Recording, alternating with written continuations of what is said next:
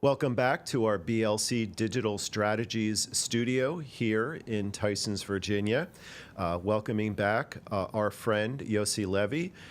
He is back in Israel. And greetings, Yossi. How are you? Hey Seth, how are you? Thank you for having me again. I'm well. Fantastic. Just to catch back our viewers, you were here in the United States for some time, but you are now back and you have returned to Israel with your beautiful family. I would like to learn more about what it's like for you and your family on a day-to-day basis, having returned back to Israel after being out, and help us understand here in the United States, what was it like returning to Israel, and day to day, what is life like for you and your family? So we actually we returned with a big boom, or like we say in Hebrew, we returned to the big balagan. We actually returned, I would say, about 12 hours before the Iranian attack was launched. Um, and we chose when we returned to go back to the kibbutz and go back to our home. We had some family, clean it up a little bit, move things right and left so we could have the option to sleep here. We preferred that. And the kids my oldest was sleeping at home. My middle one went to her grandparents who live close by, and my son went to sleep at a friend's house on that very first night. And 3 a.m. we wake up to sirens, and it took us a minute. It literally took us a minute to figure out what's going on. And once we kind of, I shook my head and I'm like, this is cannot be real. I was under the impression that it's, Hezbollah makes sense the most. And given that we return home, meaning that we don't have a shelter in home, we went to one of the safe rooms, which is the most safe fitting given the situation. And then we understood that it's Iran. And we literally had to grab the kids and we ran to shelter. And that was our welcome back to Israel on steroids, if I shall say, welcoming. And So you'll see and the three hours weird, after. sad, fun. So 3 hours after you land, It's Iranian actually ballistic missiles are it, coming. it yes, yes. So eventually it was not. It was an alarm to have everybody stand by for Hmm. rockets as a result of Israel attacking Iran. But it doesn't matter. It's a siren. It's 3 Yeah. a.m. You're not ready for that. Mm. So we actually ran to shelter, and then at 5 a.m. after a little bit came down. I mean, it kind of relaxed in a minute, and we understood what's happening. Me and my wife were looking at each other, and we were like, "We just can't believe that this is actually Mm. happening." So then, after you finally get settled in, after that difficult first evening, and over the next day or two, just help us understand where were you during the war and what happened next. So, as ironic as it can be, we had to evacuate again because our home is not equipped with a up to date shelter to meet the standards for the Iranian missile.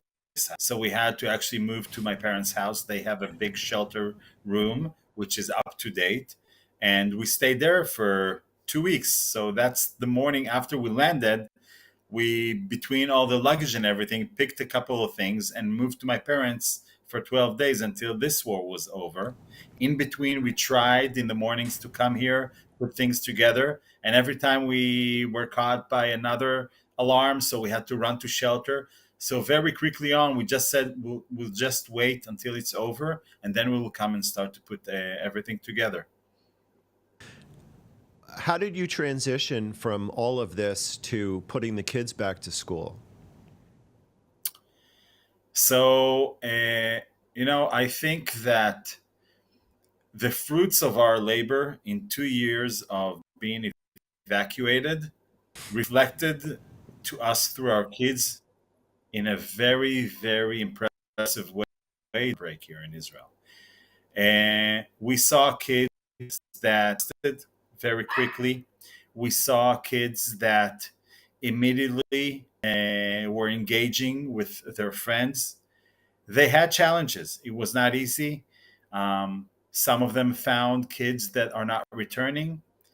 Some of them found that their friends are not who they used to be, which is always challenging and weird for kids. People do change a period of time.